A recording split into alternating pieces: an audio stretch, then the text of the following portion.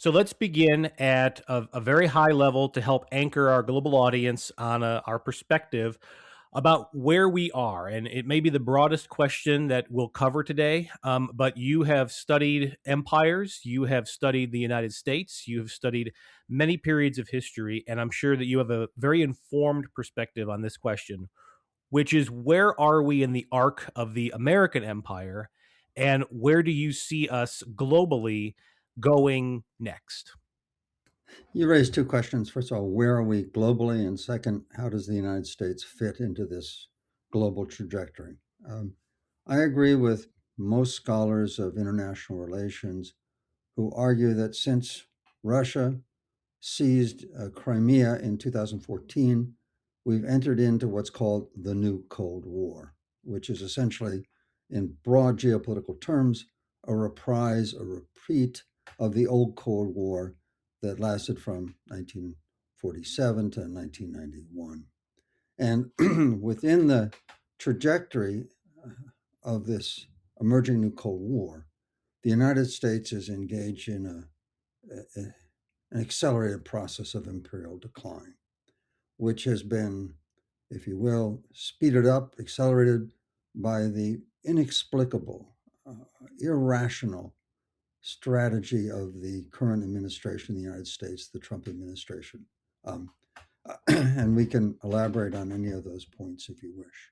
So, as you think about the imperial decline, we'll use the terminology you use there.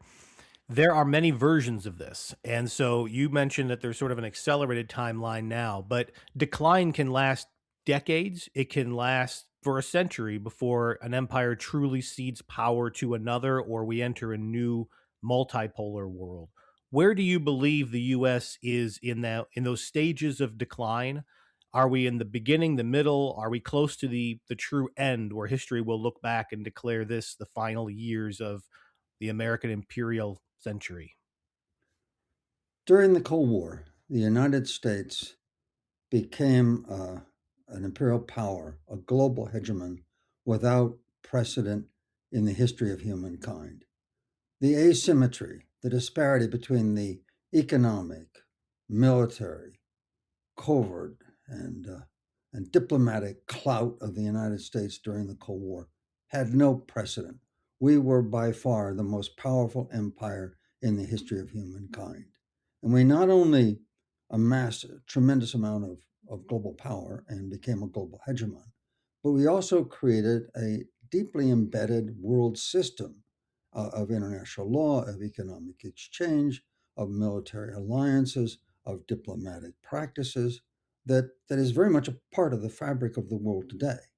And so what we're witnessing is two things. One, the decline of the United States as a global power. And as the United States goes down under the Trump administration, it is degrading this world system. Now, the when you're such a enormous power and you're embedded in a world system, the eclipse is a protracted and very painful process.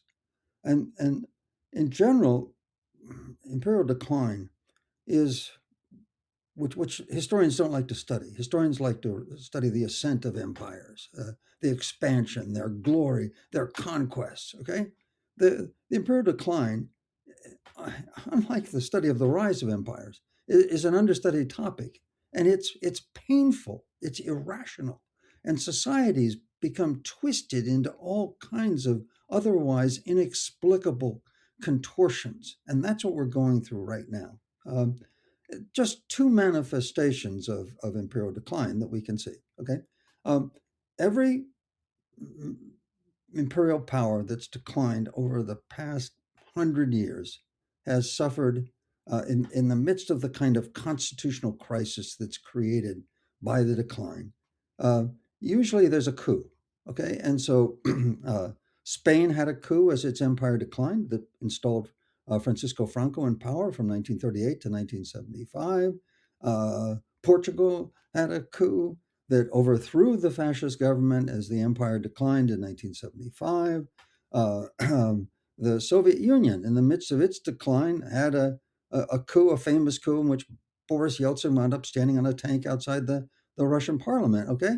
And the United States had a coup on January 6, 2001. It was a coup. That's the only word for it. All right. A failed coup, but a coup. Okay. So that's one manifestation. All right. The other manifestation internationally is what historians call micromilitarism. And micromilitarism is a psychologically compensatory action as empire declines and elites whose identity, whose sense of empowerment, whose personal entitlement arises from this global influence as they feel it ebbing away from them individually and collectively. They engage in irrational military interventions, not carefully calculated to accomplish an objective, although on the surface they may seem that way. But their real purpose is the idea that in some kind of bold military strike, they can somehow recapture this fading glory that's slipping from their grasp. The classic case of micromilitarism was in 1956 as the British Empire, which was still very substantial. They'd lost India, but they still had almost everything else. Uh, as imperial power was slipping away from them, the Conservative Party in Britain, which was and still is the oldest political party in the world, the party that built the British Empire, as these elites felt power slipping away from them, they engaged in something utterly irrational. They allied with the French and Israelis and they invaded Suez, and it was an absolute disaster that accelerated the decline and the collapse of the British Empire.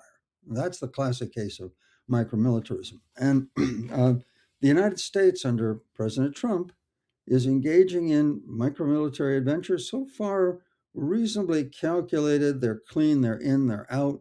But this is, I see, a manifestation of micromilitarism. You know, Trump is conducting these strikes on the as an exercise, as a demonstration, as proof to himself and the world that we are still the great global hegemon, which we're not. Okay, we're not. And there, I think, to address your question, there are two key dynamics in the U.S. decline. One, just as the British Empire became what the London Times called a self-liquidating concern, so the United States is a self-liquidating concern. When we established this global system in 1945, though much of the world was in ruins, we had over 50% of the world's industrial capacity and economic activity. We were by far the most powerful military in the world. The imbalance, the asymmetry was absolutely marked. And the U.S. has presided over a global system that, it's has its, well, I mean, it's been inequitable. It has been marked by military disasters like the Vietnam War, but it has had its achievements. There's been a marked reduction of global poverty. There's been a rise of new economic powers within the global economic system. And the US is now down to about 20% of the world's economy, not 50%. And the US military, although enormously powerful, is facing two powerful military rivals that we've never had before. And so, power is slipping away from us. So it's just a natural process. Okay, that we were at the apex, and now other powers are rising, in part because the system we created allowed this to happen, because that was the logic of the system. We intended for that to happen. So it's a natural. The relative imbalance between the United States and the other powers is declining. The second thing is as this power ebbs away, uh, there are psychological and political pressures on American elites and American society. Oh, we've enjoyed an extraordinary affluence that's declining as we decline. This produces political pressures and allows the rise of a populist like Donald Trump. Okay, so that's and Trump's policies, as leaders of declining empires often do, is making mistakes that accelerate the decline. Okay.